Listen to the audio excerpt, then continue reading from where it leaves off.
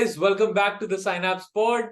Today we have a special guest with us, and Synapse Pod is going really well because of our special guests who grace us every now and then with their amazing stories. And today we have with us Ayush. Hey Ayush, what's up? Hello. Thank you, Chirag. Thank you for having me. Hey, Manik. Hey, Paras. Great to have you. So, Great guys, to as a pre-template, I need to tell you guys that Ayush is a successful entrepreneur. He has started his journey as a product manager in some of the leading companies across, and now he's building Huddle, which is a people-powered communication network, right? Which essentially enables people to talk to each other via video, audio, or many other formats, and we don't need any centralized authority reading our communication or looking at our conversation. So that's what Huddle is doing. Ayush, it is so fantastic to have you here. It's also worth noting that Ayush has raised $4.5 million in the most toughest times for crypto and Web3. But kudos to you, man. Would love to know, and all of us are, of course, inspired by your story. Would love to know how Huddle came into being, starting from the very early stages of you as an entrepreneur or you as a product manager, how the thoughts came and how the story evolved. And I'm sure our viewers will enjoy this as well. Yeah, absolutely. Thanks, first of all, Chirag. You nailed the tagline of people powered communication. You trained me well. Elevator pitch. Elevator pitch. Yeah. I think my journey started I think engineering played a very important role in me going into the world and dabbling into the world of startups. 2016, I graduated from LNMIT. It's a college in Jaipur. The good thing about LNMIT Jaipur was attendance was not a compulsion, and that led me to. And the events in Jaipur were very like the kind of events on the cultural level, the technology events used to happen a lot in colleges. Though I had my electronics branch, but I didn't really dabbled into like studying and stuff. But I really loved doing these tech fest, organizing festivals.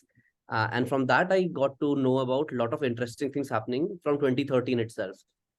So 2013, 2014, Google AdWords came into picture during that time.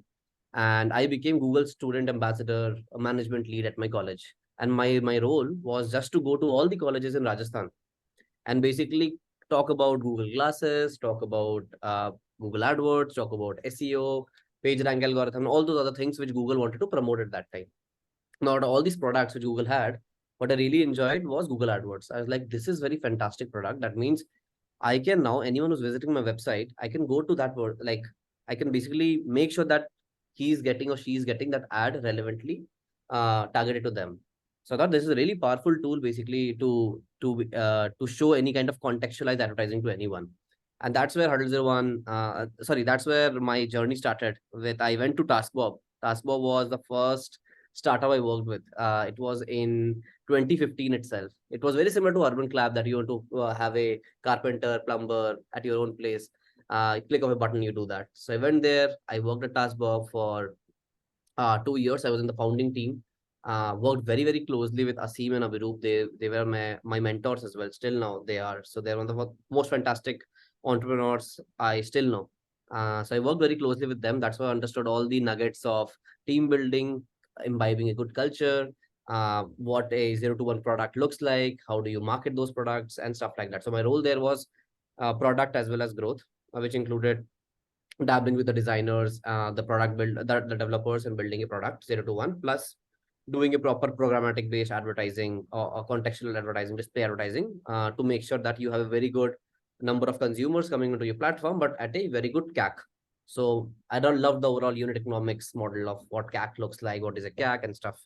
And then unfortunately, TaskBob shut down because it was a proper war of money between Urban Clap and Housejoy. That was the whole saga. It was a proper 2015 era. That's the time when TVF Pictures Part 1 also came. So I was in Hiranandani during that time. So that was the whole saga where I really loved Naveen Kasturi. I always felt like that, going to the Hiranandani, going to my offices and stuff. Yeah. And then 2017, I went to Zepho. Zepho was similar to Rento Mojo, Faldanko, where it's an e-commerce marketplace where you can buy used furniture and appliances. And that's there also my role was more growth focused. Yeah. That means how do you get a lot of revenue while having a very good unit economics a positive contribution margin. So I really love those concepts of building a business while having a proper contribution margin and all those things. So that's how I got a psyche of proper business acumen into picture. Yeah. 2019 end is where I started reading a book called Thinking Fast and Slow. That was a book by Daniel Kahneman. A very, very good one. I think Manik is also mentioning that. It's a pretty fantastic book. Manik is quite a reader. I mean, and it's one of his favorite books. Yeah. Also, one of the main things which I will tell you before you start the story, all the experiments in that book have been done on these four guys. All of the experiments. Yeah. Every day, like I will just bring those experiments and be like, hey, what will you guys choose? Everyone knows now it's a logical question. After second week, everyone was like, hey, we don't have to be fooled this time. We need to know what that is. Yes. I loved it. Yeah, so I think that's the person. Actually read a book called Nudge as well. It's by Cass Sunstein. And Cass Sunstein had, I'll tell you the story of Cass Sunstein later, but I actually met him in India in Pune. But the story was that Dan Canvas was an Israeli psychologist and a proper mathematician itself. So logic as well as the economics and the psychology part of things, which was pretty fantastic. And that's where I started reading it and realized that everybody and that's the time when advertising, I was doing a lot. That means I was spending a lot of money onto advertising. That means my role was to basically have some good considerable amount of money to as a Google AdWords budget and to basically make sure that unit economics is into picture. But I really loved talking to customers as well. And Yeah. one of the grievances which customer always had during all my times in the startup world, I was being consultant as well in a couple of places, was we really love your product, but can you please stop showing me ads? There is no way to completely opt out of Google Display Network. You cannot opt out of it. They will target you, and there's no way to complete out of it. You can just ask them, okay, why are you seeing that ad? There's not even stop me from seeing this ad. Yeah. That's the kind of ecosystem which got created, and that's what when I was reading this book of Thinking Fast, I realized that there could be a better way to do a contextual advertising and stuff. After reading this book, I realized that there are concepts from behavioral economics. There's also something called as game theory, which comes into picture. And then there's something called as reverse game theory, which is called mechanism design. That how can you design a mechanism and then build a game according to that? Yeah. And while I was reading all these things, I stumbled upon Brave browser, which made all the circle gets completed. Like it was a proper circularity which got created. That means now at rather than a target driven economy, we are moving to an attention based economy where now instead of just tracking me and showing me ads left, right, and center, there is a new platform completely bottom up into picture where you have built a product in a bottom up manner where to see the ads, you're getting paid money. New economy getting created, and the click through rates are also higher than what of Google is was like, holy shit, this is great. You can actually you can have a better ROI via these kind of things, and it was just getting started. So I pinged Brendan Ike, the founder of Brave, on Twitter. Twitter works fantastically. I think that's how the journey always started for me in all the aspects. And I pinged them, and then I started doing some kind of work for them, free of cost. They didn't ask for it, but I did that work. Where how in India Brave could be a very, very big thing. How the TAM of Brave can increase considerably using Indian creators. Yeah. And that's the time when and in between these things, I was doing some work with Pune Traffic Police. I was doing some work with couple of researchers from University of Scotland who came to India to do work on behavioral economics, and I really love the overall concept. So my plan was to get a proper, I'll say, a Nobel Prize in behavioral economics at the end of I want to do a study proper postdoc karke. I want to do that, and I got it. Right now, I would have actually high-fived you. Was that your goal too? Yeah. At one point of time, I wanted to. If I had studied ahead, it would have been behavioral economics. I read everything on that. Everything. Yeah, exactly. It's a very fantastic subject, and I got into University of Scotland. I worked with a professor there. And then I want to do this. I also had a research paper in my bucket after 2019. So I left my job. I just wanted to do research. I was doing research on behavioral economics. I was working with Pune Traffic Police on behavioral economics. I was working with Scotland professor on behavioral economics. I was working in a school, learning curriculum designing a curriculum so that I can understand what is a Reggio Emilia philosophy, Montessori philosophy. I was doing a lot of interesting things on psychology and economics and stuff. And that's where I stumbled upon Brave browser in parallel and holy shit, this is a proper journey getting created where now I can create a bottom-up economy using this new crypto-powered networks. And you And didn't have that's any idea to become an entrepreneur at that time. You no, just I thinking about Nobel scholar, Prize. Like, being it's a scholar, being an academician. That was your core goal. that was my that I wanted to do a proper like I want to because I had that book had a very gravity kind of impact on me.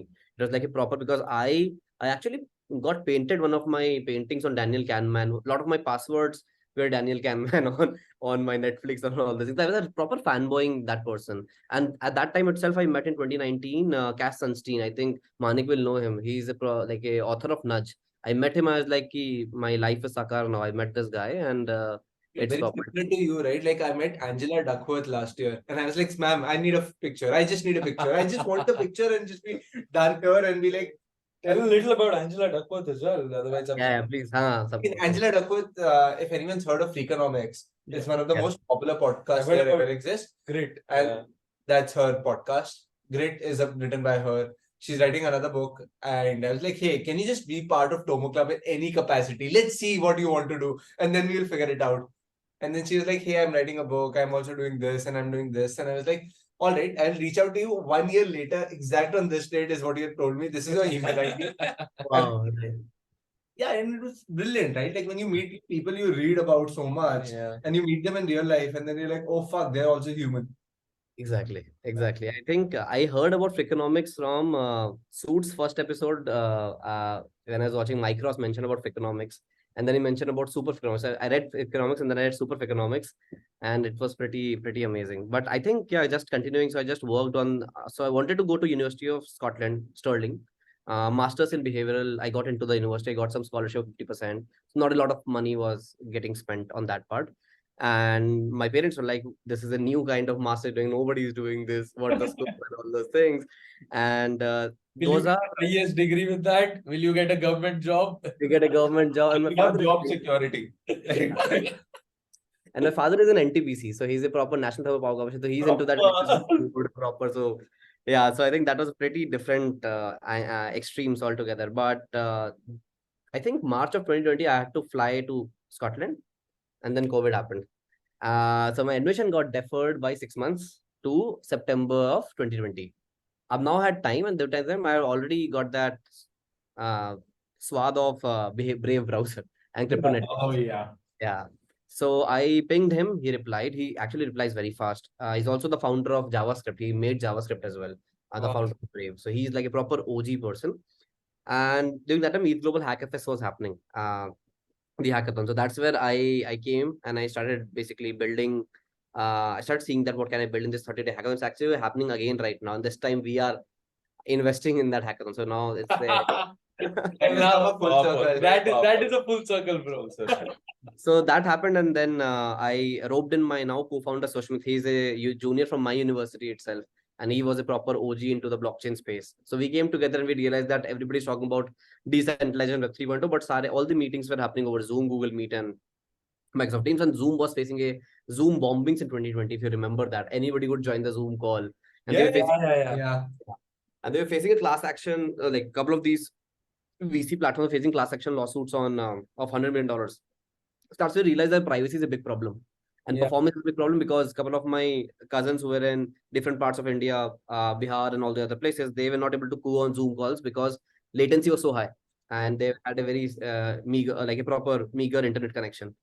And the third was that all the platform accrual value was happening only on Zoom or Google Meet or Zoom, or their servers. That means AWS, Azure, and stuff. Also, And that's data privacy. Data privacy is a major problem, right?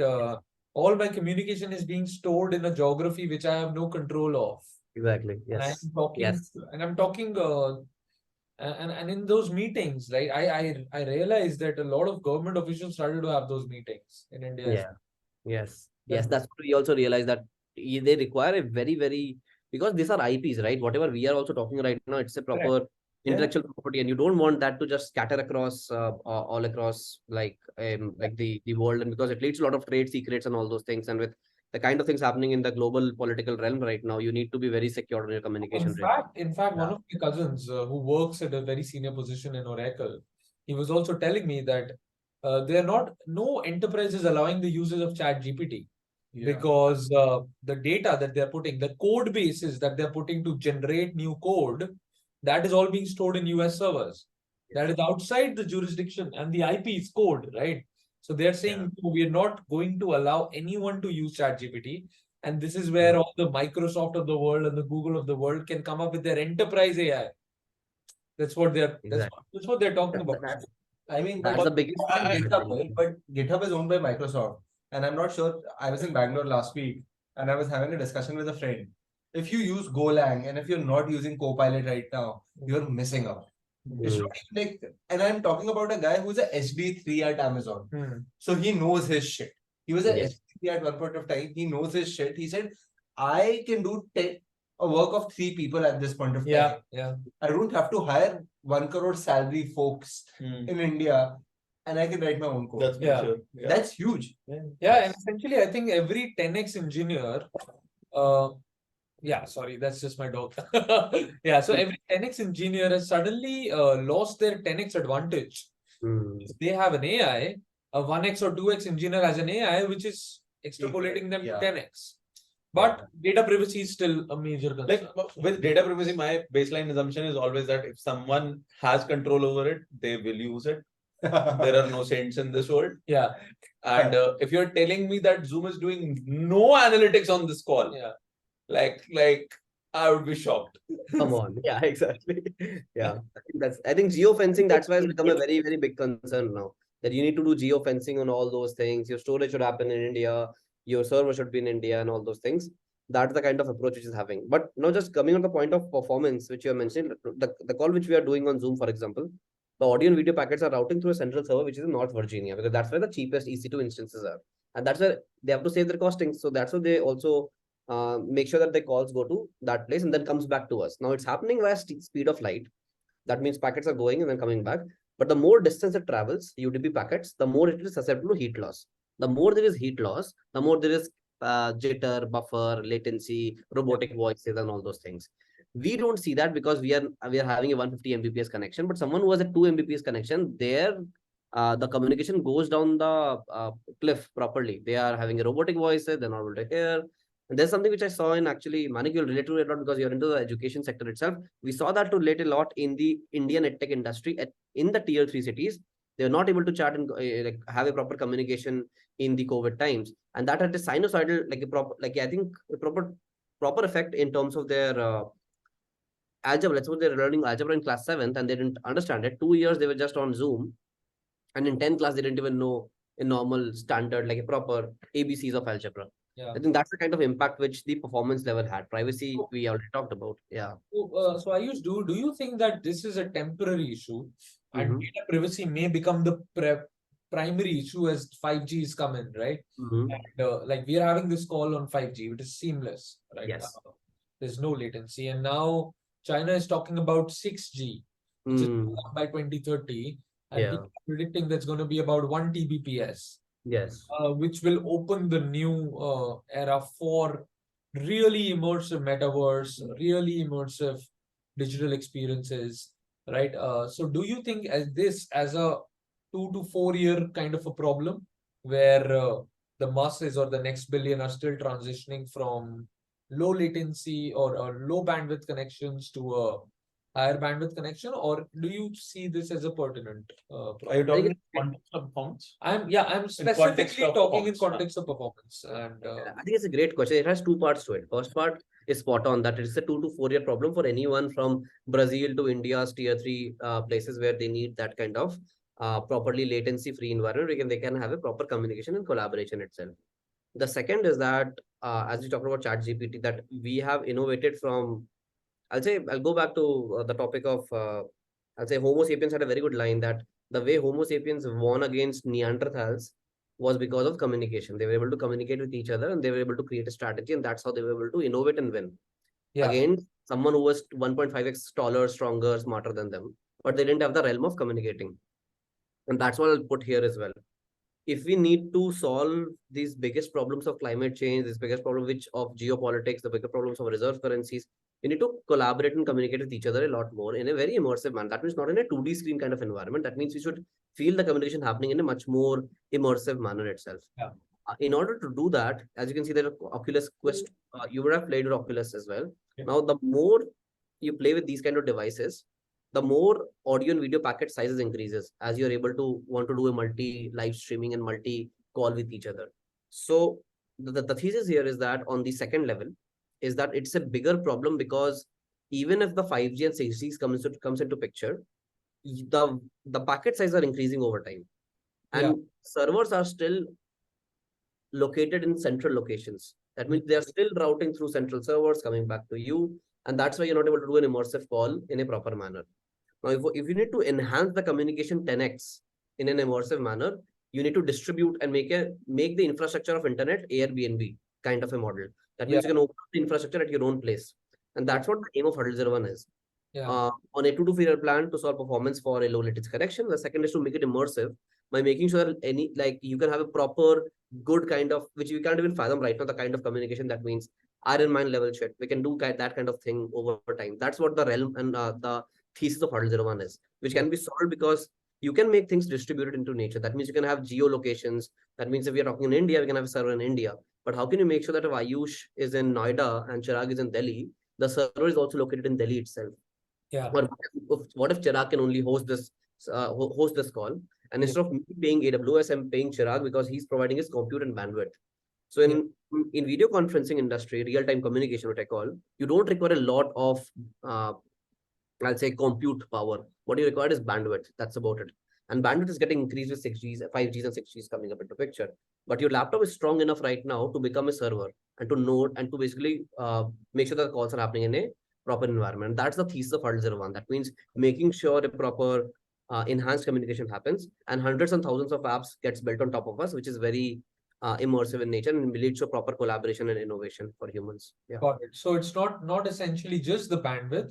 It is also talking about the future, that is edge computing, right? Yes. Where every one of us is just becoming an edge or a server, right? And we can have a conversation permissionlessly.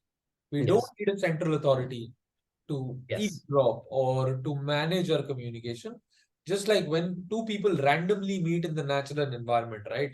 They don't need a central authority to tell them, hey, you talk now. Hey, you listen now, right? You don't need a mediator. Exactly. It's very async kind of conversations happening all the time, everywhere. That's still privacy. Like with respect to performance, I genuinely think that the resolution and dimensions of communication will just keep going up according to the resources which are available. Yes. Like Skype felt like endgame 15 years ago or whenever it came, right? Who the fuck thought that we'll need 150 Mbps or 500 Mbps internet connections and we would want to stream videos in 4K HD real time?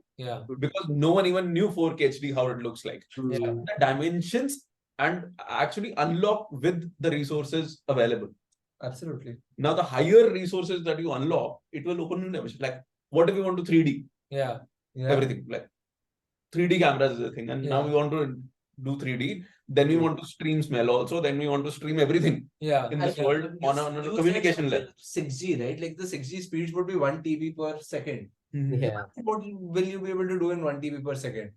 It's just like, and I'm saying having NPS in real life, right? Because they will have that much bandwidth to actually interact with AI on a real life basis because you have that kind of a bandwidth with you. And now I'm actually thinking, so there is a war going on, right? Where there are these giants, Facebook, Amazon, Google, right? They have their crazy huge centralized services where they buy servers which are dirt cheap now because of Moore's law. Now quantum computing is coming in. They're going to become even more powerful and more computationally efficient. So there is this centralization mammoth. And now what we are predicting is this decentralization, creating a decentralization mammoth where the power of 7 billion people, minus the people who work at FAN, is going to power a network. So which essentially, the summation of which will be a better network in terms of power, strength. I feel they may not be a competition, they may be a parallel economy. Where, to each his own. Some people might be proponents of centralization, where they would reap the benefits of a central godfather sitting on top of them, versus some people may be more free-minded, open-minded, which the whole American culture is built on. Yes. Right? But I see Asian culture being very centralized, where China as an authority regime or Southeast Asian countries as an authority. Take Singapore, the very strict laws of what you can do, what you cannot do, right? So I feel there is always a battle, and this is some kind of a personification of the West and East somehow.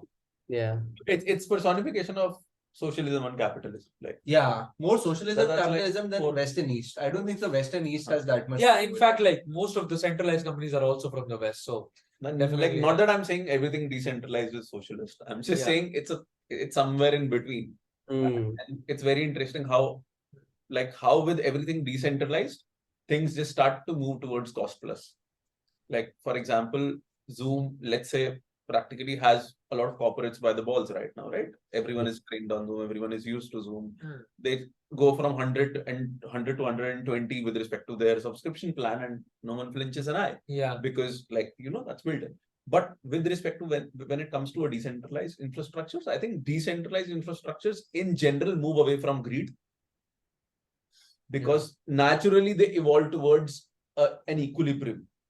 Like with respect to Ethereum, right? Yeah. How many people will actually stake till a point that the reward makes sense, and then people will actually start going away. So decentralized infrastructures are very good at establishing equilibriums. Yeah. So in case of video streaming or communication in general, the equilibrium can be how much compute you need versus how much demand is there. Yeah. And that is being balanced in real time. So it's not costly for everyone, or it's not free for everyone. So I love how decentralized infrastructures solve for the equilibrium where it can't be solved mathematically, actually. But Parag, I would also interject there, and Ayush, you can help me correct. Decentralization is not somehow very related to socialism, because in socialism, everyone gets the fair share, irrespective you work or not, right?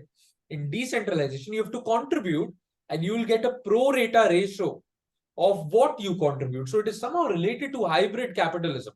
That so instead of centralization of the profit pool under the central authority and everyone else feeding on dog bits, suddenly there is a new system where you get what you do and you get paid for what you do, right? So exactly. That's what I'm saying. Like, it's incentive. It's not social.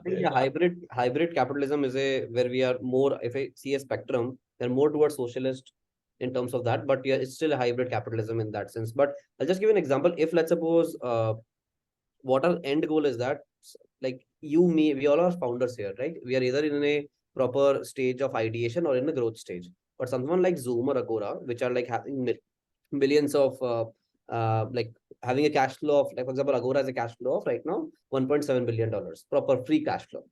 Now they are not in a the growth stage. They are in a value delivering stage. That means they need to give dividend to their shareholders and all those things. My thesis is that there's a reason why Figma won against Adobe, where there was that Figma was coming on a bottom up level, and it's not that Adobe couldn't have built that thing. It's just that Figma was in more of a growth stage and they could do those things. And while Adobe cannot burn their money to do that thing, even at a smaller stage, because that would lead to the share price going down. That's a similar concept will happen with Zooms and Agoras of the nature. If Huddle01's network gets launched, that means instead of Zoom paying AWS, they'll think Huddle01's network is a no-brainer for them because it's 10x cheaper for them as compared to AWS servers, which will lead to a better free cash flow for their own shareholders. So they will also run their own enterprise kind of nodes rather than using something like Zoom. So I think that's a good balance, but that's the kind of realm which we are seeing, which will happen if it moves. That would be actually quite interesting to see. I mean, I never thought it from this perspective when we first spoke about it. That Zoom and Agoras of the world will be coming to you guys and be like, hey, fuck AWS.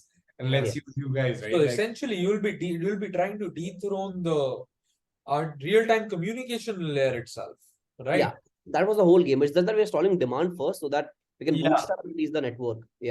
Got it. So you're not going directly against Zoom. You're trying to create a peer-to-peer network where anything and everything can be built. And the dApps which you are getting are actually the real value accrual. Essentially, you will be fighting against the AWS and the servers of the world rather than with the Zoom. As an end goal, yes. But to reach that goal, that's the thing I am seeing. That's my personal thesis. But That's what I'm seeing in a lot of Web3 based protocols and infrastructures, that there's two ways to create a network, right? I think I posted about it.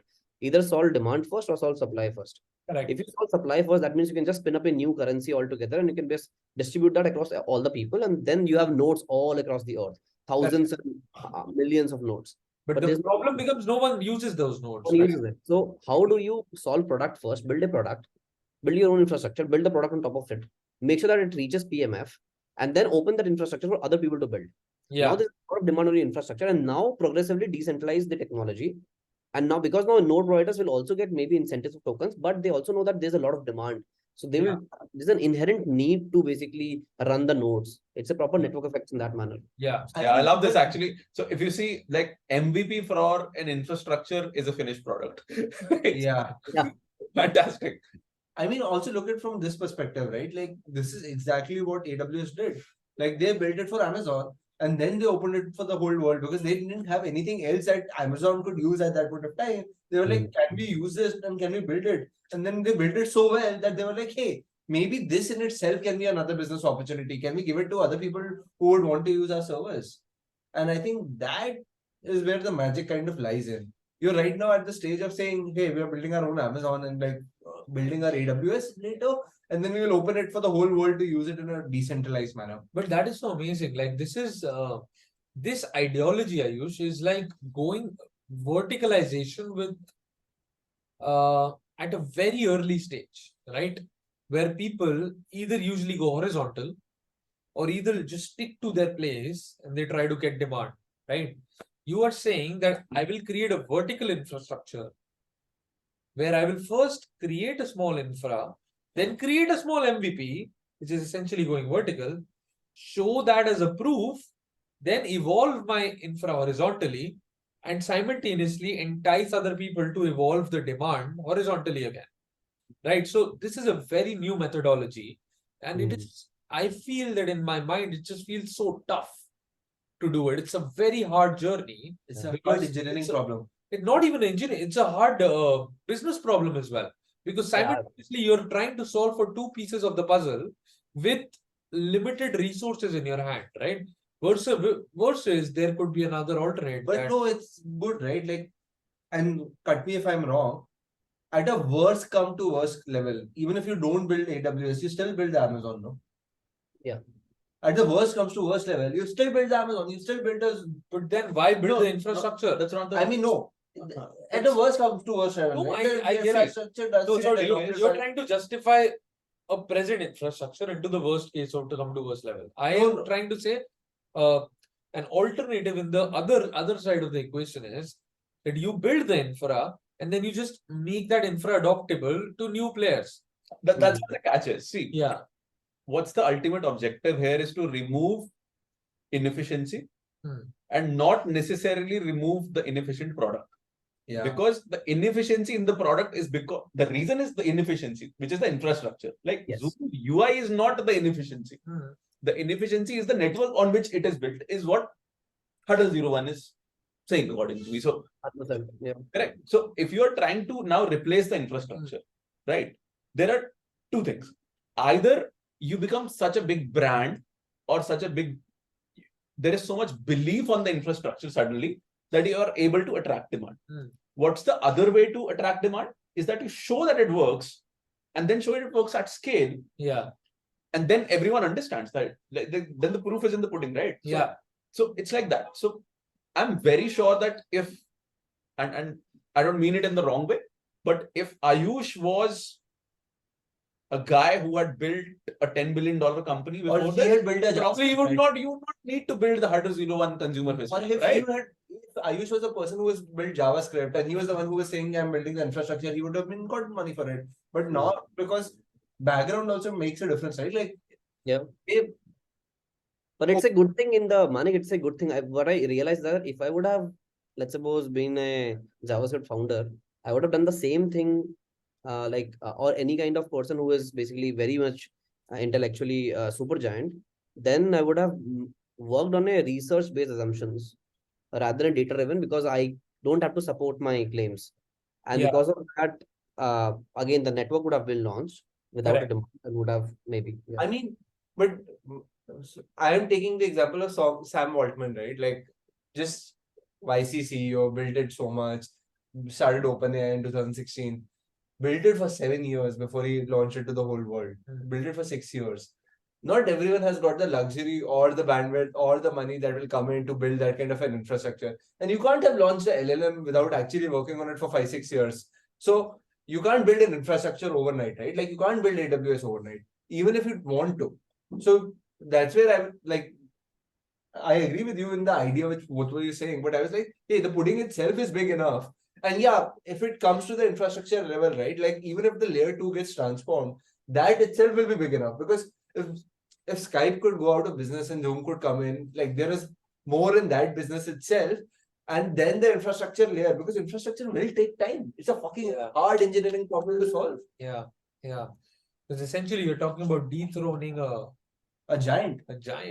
That's what whenever someone uses Huddle01 and when we face that problem that, hey, there is I dropped suddenly.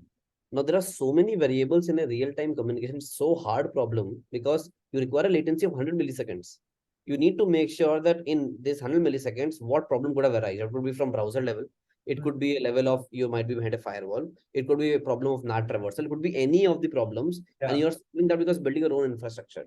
And that's why in the last 3 years, we've burnt our hands so much and we've become so much crocodile skin in that kind of environment that we know now that, okay, these kind of things will happen. And that led us to build a DApp or a app and then just reverse build the SDKs. Now SDKs are so much robust and not robust. It's a visual cue for a developer because they see that, okay, if I use the SDK of Huddle01, I can build an app like them. And that's the kind of game because which ecosystem is growing very fast without paying a lot of money for them to build on top. So when you build backwards, what I see is that everything that you do go down, like from an app to an SDK to an infrastructure level, when you go down from up, everything that you're building is essentially battle tested. But if you're going bottom up, you haven't really tested the battle. Like, it's gonna work or not. A lot of things can go wrong in that sense. Absolutely. For every OpenAI, there's DeepMind and like 200 other companies which existed before them and couldn't crack it open. Ayush, throw some light on what is this RTC and DRTC that you guys are doing. Like, of course, it's extremely connected to what you're doing and it is a big part of it, but throw some light on it. What is the meaning of RTC? What is DRTC? Would love to know. So I think very simply put, when we call ourselves people-powered communication network, what we mean is that we are trying to solve for a simple question, which is on the infrastructure level. That means the current way on which audio and video is being traveled all across and the way humans are doing the calls, this is not completely fine. You need to change that. And that's where DRTC comes into picture. That means decentralized real-time communication network. That means you create a DRTC network of your own, because now you know as a thesis, because you've seen that for the last 3 years, that you don't require a lot of compute power. What you require is bandwidth, and everybody in today's tier 1 city has a good bandwidth. So that's what we're trying to build, a DRTC network spread across everyone's home. That means you can run in Node in your own browser. That means you just have to switch on. If you have used Theta, Theta was a very interesting protocol. It's still live right now. You just switch on a button and you become a node. As you become a node, now you can power the call for yourself or for anyone whom you want to power. And in that, it's very simple. Now we are docking that kind of inherent demand of communication between each other with an extrinsic motivation. Intrinsic is communication. We are chatting because it's intrinsically motivated. But if I catalyze that with an extrinsic motivation of crypto economics, the whole system basically escalates completely. That's what we are trying to solve now. That get a demand, make sure that communication is reliable, intrinsic in nature, and then you just catalyze that with a network, with a crypto economics to show that your network effects get sorted while you have a two-sided marketplace getting created on both demand and supply. So that's the end goal for us. And that's why all these saga of DApp building, ecosystem building, enterprise selling to customers, competing against Agora and dailies of the nature right now is happening to just solve for the demand side of things. Makes sense. That is fantastic. So the big question that the audience and everyone in this room wants to ask Ayush, when token? Not now. Is the answer. Not now is the answer, but as I mentioned, this will extrinsic motivation needs to come into picture for sure. But right now, the stage at which we are, we still require to at least solve a couple of enterprise demands. in a level. That means go head on against the likes of Agora daily, and all these other CPaaS platforms. It's called communication platform as a service.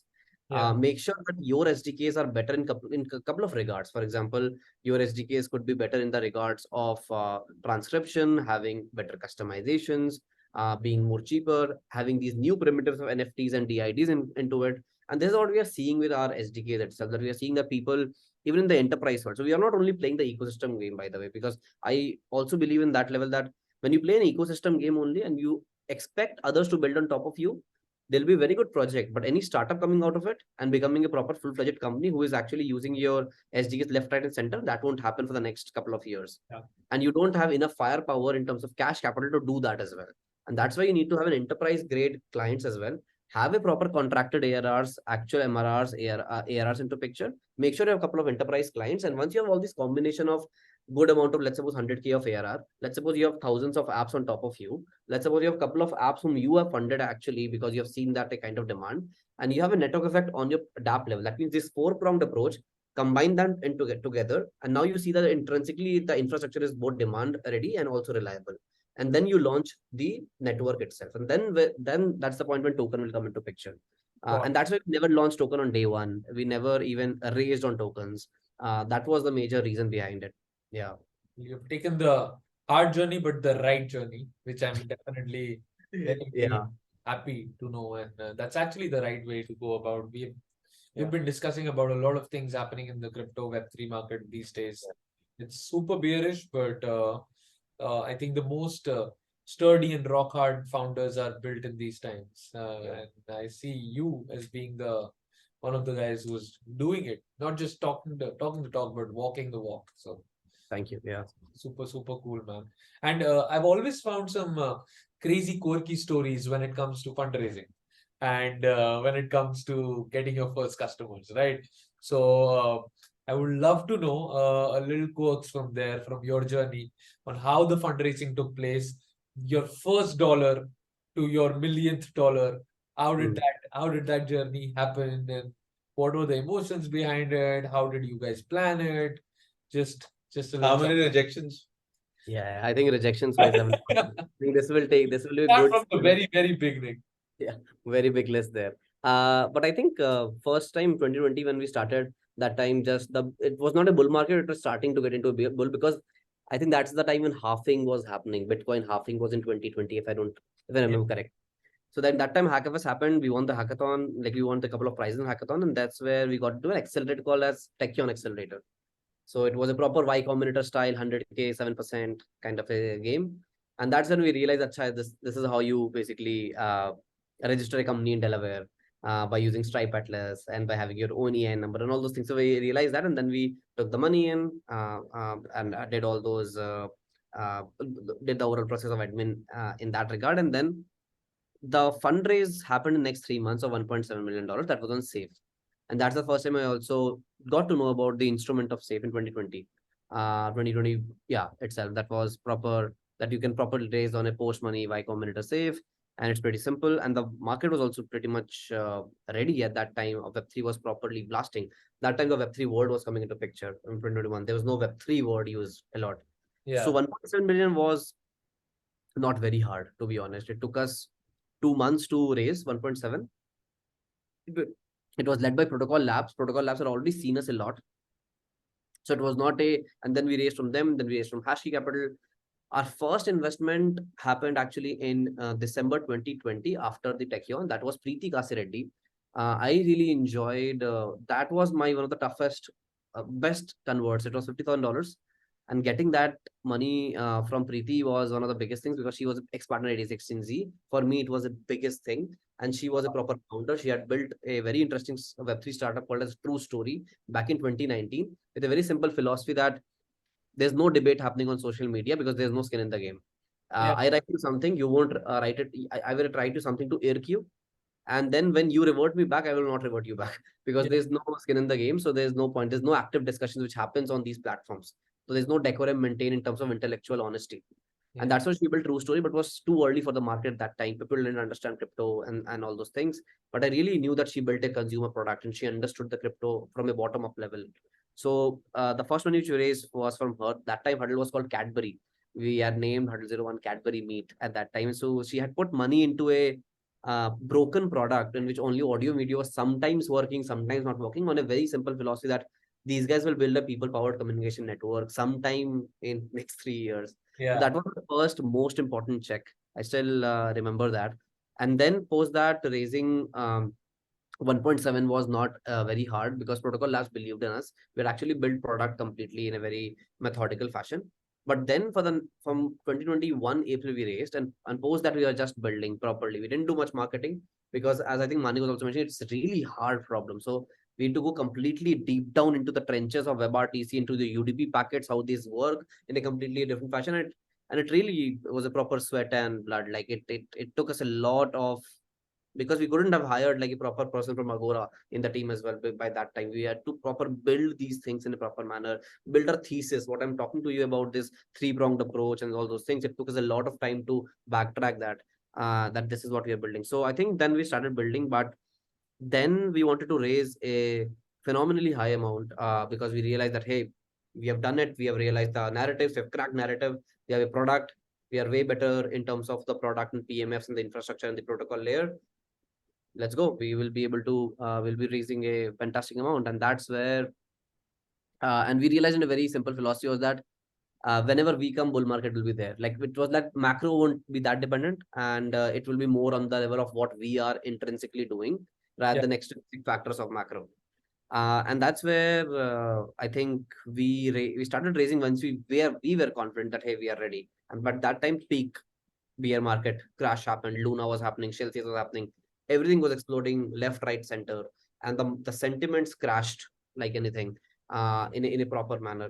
And I think that's where the race became really hard for us, because though you had a very good thesis, though you had a very good narrative, though you had a product which was working, your infrastructure which had a lot of this, but now the discussion started going on the point of unit economics. It started happening. The Web 2 thinking started coming, infusing into the picture itself, because the Web 3 industry also started taking cues from the Web 2 investors and a lot of these interesting things. Tokenomics also has a lot of different things. That means not just having a monetary fiscal policy of tokens didn't make sense.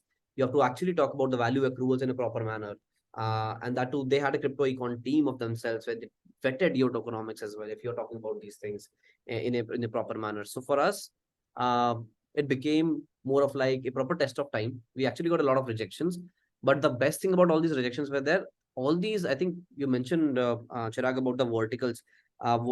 Vertically, all these VCs were so much deep down into their own things. They had burned their hands so much that the thesis started becoming way more data validated. And in the rejections also, the kind of feedback they used to give me, that was very point centric, very like a proper, it directly helped you, those feedbacks.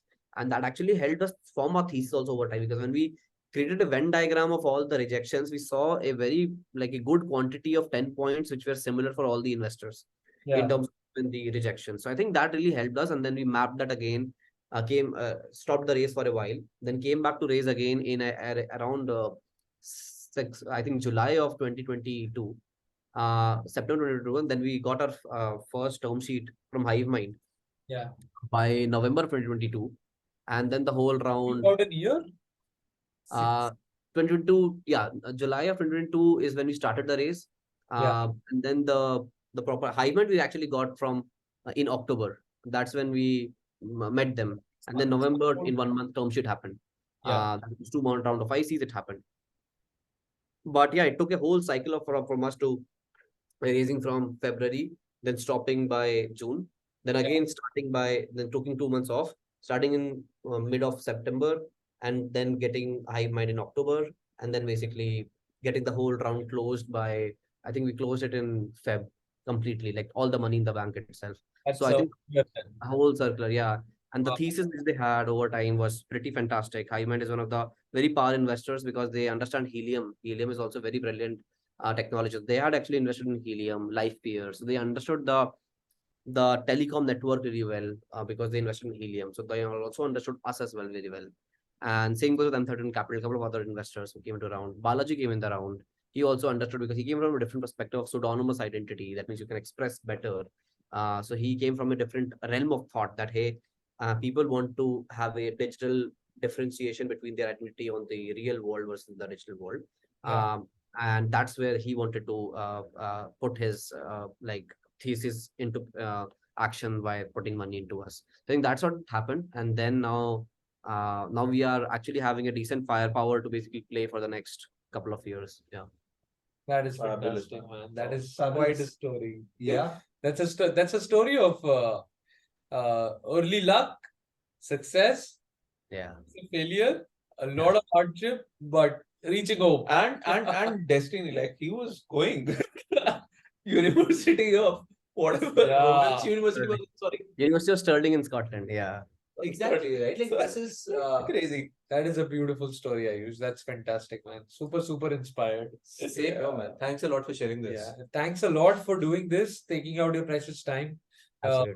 And but I know you will always take out for friends. So I that wanted to be Actually, there. actually, do you know, like you were mentioning, Ayush, that Twitter is great for you. Actually, Ayush and I became friends through Twitter. Like he DM'd me like, hey, what are you building? What are you thinking? Oh, Keep talking super cool. weird shit on Twitter. Like, let's chat. And then we had a call, and then Yeah. then a lot of things I'm happened glad after you guys that. So, had a call. yeah. And all thanks to Twitter. Ayush, that he's kind enough to still entertain calls on Google Meet for the first time. Then he won't talk to you on Google Meet or like come to Huddle. Yeah, the next one we are No. going to do is definitely going to be Huddle. I know that you're having Sushmit, I think, in a couple of weeks time. Next time we'll do it on Yes. Huddle itself, all the recordings. Yeah. Thanks. Done. This has been great, Ayush. Thanks a lot, buddy. This is fantastic. Looking Thanks. forward to Huddle success and buying the tokens in early. Whenever. Cool. Cool, guys. Thank you so much. Thanks a lot, bro. Thank you.